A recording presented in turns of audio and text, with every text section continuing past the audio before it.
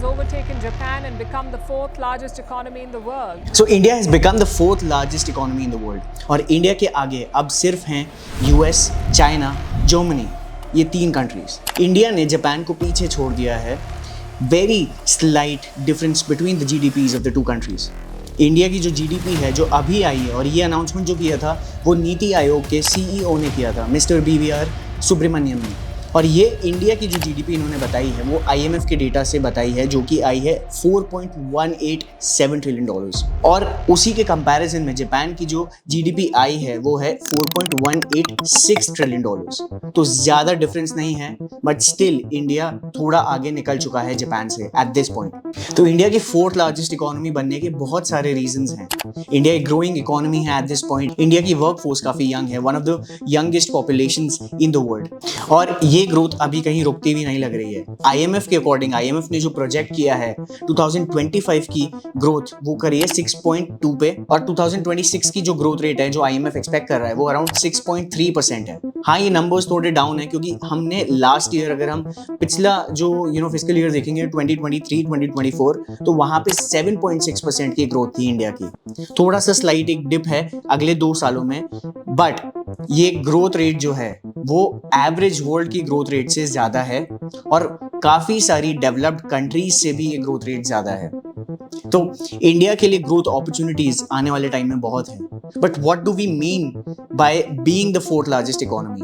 India की जो workforce है वो काफी यंग है. We have already established that around 65% of the people living in India are below the age of 35.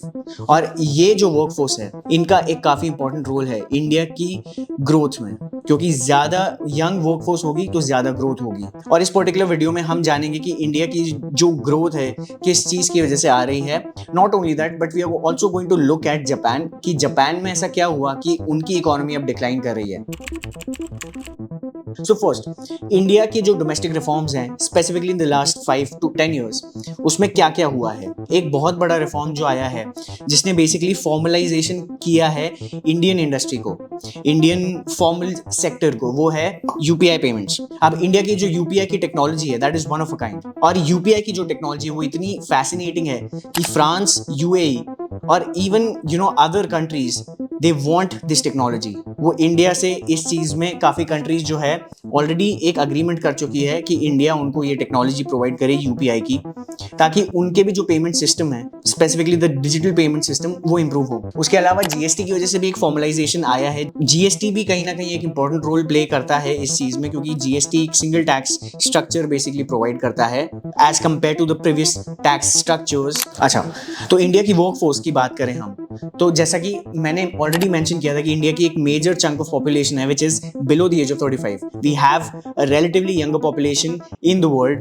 तो अगर हम इसको कंपेयर करेंगे काफी सारी डेवलप्ड कंट्रीज से, even countries like Japan for that matter, हमारी जो पॉपुलेशन है काफी यंग है. And on the other hand Japan is actually having an issue with its population. उसकी एक एजिंग पॉपुलेशन है.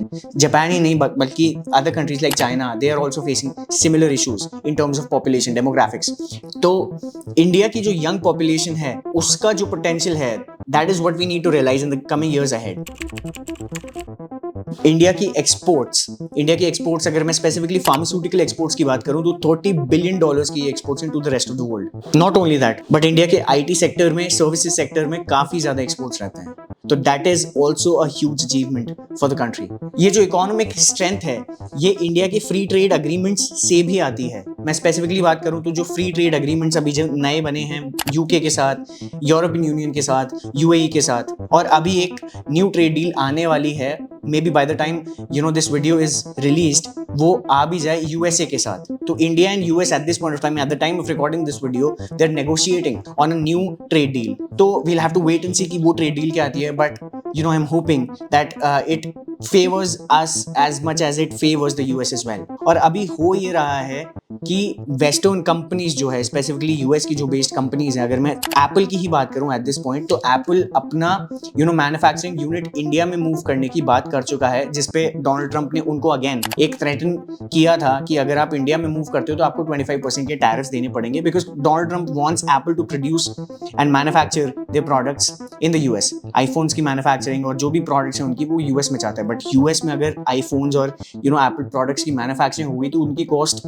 Could be 2-3-4 times of what it is right now. तो जो $800 का आईफोन है वो हो सकता है $2400 तक का हो जाए, वो हो सकता है $4000 तक का यूएस में मिले, अगर वो यूएस में होता है। तो इस चीज को क्लैरिफाई कर दिया है एप्पल ने at this point. Tim Cook ने बोल दिया है, जो सीईओ है एप्पल के, कि इंडिया में ही वो प्रोड्यूस करेंगे एंड इंडिया में ही वो मैन्युफैक्चर करेंगे एप्पल के प्रोडक्ट, स्पेसिफिकली आईफोन्स जो है।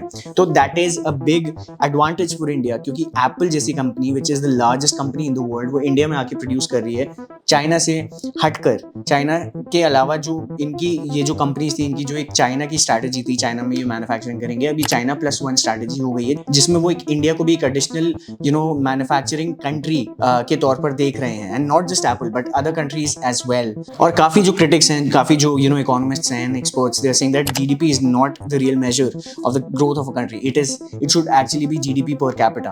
तो इंडिया की जीडीपी पर कैपिटा की मैं बात करूं तो वो लगभग $2800 के आसपास है, $2800, as compare to Japan. Japan की जो पर कैपिटा इनकम है वो लगभग $34,000 के आसपास है, 33,900 टू बी मोर स्पेसिफिक। काफी ज्यादा जो डिफरेंस है वो इनकी पर कैपिटा इनकम्स में दिख रहा है। जापान की जो पर कैपिटा इनकम है वो 12 गुना ज्यादा है इंडिया की पर कैपिटा इनकम से, मीनिंग कि जापान में जो एक इंसान कमा रहा है उसके अगेंस्ट इंडिया में 12 लोगों की ये इनकम है, 12 लोग कमा रहे हैं। But this gap, first of all, this gap was even wider 20 years ago, 25 years ago, even 50 years ago, बहुत ज्यादा वाइड था ये। और अगर हम 2008 की ही बात करें तो $45,000 के अराउंड जापान की पर कैपिटा इनकम थी, जो कि $49,000 तक गई थी पर कैपिटा इनकम 2012 में, and at that point India की जो पर कैपिटा इनकम थी वो $1,400 थी। तो अगर हम उस टाइम को कंपेयर करेंगे, $49,000 से एक कंट्री $33,900 पे, $34,000 पे आती है, और दूसरी कंट्री $1,400 से $2,800, ऑलमोस्ट $2,900 पे पहुंच गई है। तो एक कंट्री जो इंडिया है, डेवलपिंग कंट्री है, उसकी जो पर कैपिटा जीडीपी है वो डबल हो चुकी है, और दूसरी कंट्री है Japan, developed country, far ahead of India, but वहां पे जो पर कैपिटा इनकम थी वो लगभग 49,000 से 33-34,000 पे आ जाती है। दैट इज रफली 25-30% का एक डिक्रीज पिछले 13 सालों में। अगर आप डेटा देखेंगे 2023 में इंडिया की जो पर कैपिटा इनकम की ग्रोथ थी, पर कैपिटा जीडीपी ग्रोथ थी, वो 7.2% के हिसाब से थी। On the other hand relatively कम थी, अराउंड 3 या 4% थी जापान की अगर मैं बात करूं तो। It is going to take a lot of time to become a developed country. We are not there yet, we are a lower middle income country, और जो कंट्रीज से हम compete कर रहे हैं वो सारी डेवलप्ड कंट्रीज हैं। अगर आप टॉप 10 इकोनॉमीज देखेंगे उसमें मेजर जो कंट्रीज हैं वो डेवलप्ड कंट्रीज हैं। तो इंडिया की जीडीपी ग्रोथ रेट भी बढ़ रही है और इंडिया की GDP per capita growth rate भी बढ़ रही है। But while we are talking about all the positives that India has achieved in the last 5, 10, 15 years, let us also take a look at what is happening with Japan. So before we actually talk about Japan की financial जो date crisis चल रही है, उससे पहले हम बात करते हैं जापान के डेमोग्राफिक्स की। तो जापान के demographics, as I mentioned earlier, की एक एजिंग पॉपुलेशन है। ऑलमोस्ट 30% से ज्यादा जो पॉपुलेशन है वो 65 ईयर्स के ऊपर है। लाइफ एक्सपेक्टेंसी 84 है, which is one of the highest in the world. But वहां पे लो बर्थ रेट है, यंग पॉपुलेशन कम है। तो जापान में क्या हो रहा है कि यंग पॉपुलेशन कम है, लो बर्थ रेट है, तो काम करने की जो वर्कफोर्स है वो कम हो रही है, आने वाले टाइम में वो कम ही होगी, राइट? तो अगर ये वर्कफोर्स कम होगी तो इकोनॉमी में कंट्रीब्यूट कौन करेगा? इनोवेटिव कंट्री है, हाई टेक कंट्री है, बट उनकी जो ग्रोथ है पिछले 10 से 15 सालों में has been close to zero in Japan in the last decade और so. Not only that, but एक जब एजिंग पॉपुलेशन हो जाती है किसी कंट्री में तो government also has to spend more. Retirees की जो pensions and all of that has to be looked after by the government. तो गवर्नमेंट की एक तो इनकम कम हो रही है क्योंकि रेवेन्यू कम हो रहा है, क्योंकि यंग पॉपुलेशन कम है। दूसरी तरफ उनके स्पेंडिंग्स बढ़ रही है क्योंकि जो रिटायरीज है उनको लुक आफ्टर भी करना है। तो that is one of the major problems that Japan is facing at this point of time. पिछले कुछ सालों में क्या हुआ कि जापान की जो करेंसी है येन, जापानीज येन जो है वो डेप्रिशिएट हो रहा था काफी ज्यादा यूएस डॉलर के अगेंस्ट। लास्ट ईयर 2024 की ही मैं अगर बात करूं तो 1 US dollar was equal to around 160 yen. हालांकि एट दिस पॉइंट अराउंड 140 हो चुका है, तो थोड़ा सा अप्रिसिएशन तो हुआ है। और जापानीज जो सेंट्रल बैंक है, बैंक ऑफ जापान की अगर मैं बात करूं तो उन्होंने बॉन्ड्स खरीद लिए थे, गवर्नमेंट बॉन्ड्स खरीदे, फिर कॉर्पोरेट बॉन्ड्स खरीदे, क्योंकि जापान की इंटरेस्ट रेट्स काफी ज्यादा कम थी, close to zero, even negative interest rates थी, which simply means that it was very cheap, it was very cheap to borrow money from Japanese banks, काफी ज्यादा, क्योंकि आपको नेग्लिजिबल इंटरेस्ट रेट पे करना पड़ रहा था। बट अब क्या हो रहा है कि वो इंटरेस्ट रेट हल्का सा भी बढ़ गया, जो कि बड़ा है 0.5% के अराउंड, और ये मतलब थोड़ा सा जो बड़ा है, एक पॉजिटिव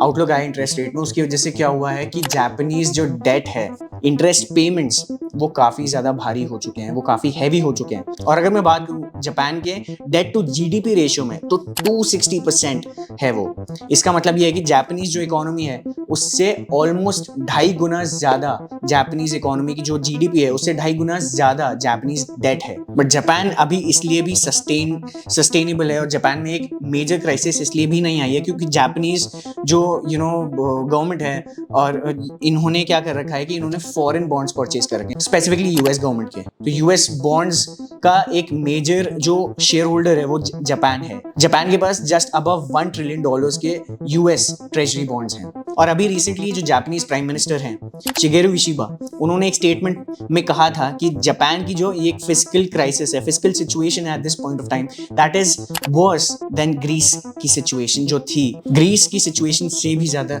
बुरी सिचुएशन में है अभी जापान। तो इंडियन इकोनॉमी एक तरफ ग्रोथ ट्रेजेक्टरी पे है, तो दूसरी तरफ वहीं जापान एक डेट क्राइसिस में फंस चुका है at this point of time. और दोनों ही रीजंस की वजह से इंडिया 4th लार्जेस्ट इकोनॉमी बना है। But what does the future look like for the Indian economy? So NITI Aayog की मीटिंग में ये भी मेंशन किया कि अगले 2.5 से 3 साल के बीच में हमारी इकोनॉमी जर्मनी को भी टेक ओवर कर सकती है। जर्मनी की इकोनॉमी इस वक्त $4.7475 ट्रिलियन के अराउंड है, हमारी $4.187 ट्रिलियन के अराउंड है। And after that we are going to be the 3rd largest economy, with just the US and China being ahead of us, and they are way ahead of us. US की economy $30 trillion के around है, और China की economy $19 trillion के around है। So with that being said, what do you think about India's growth trajectory? What do you think about India's GDP per capita? Let me know what you think in the comments below. If you found this video valuable, please share this video with your friends and family, and please subscribe to our YouTube channel. Thank you for watching this video and have a great day.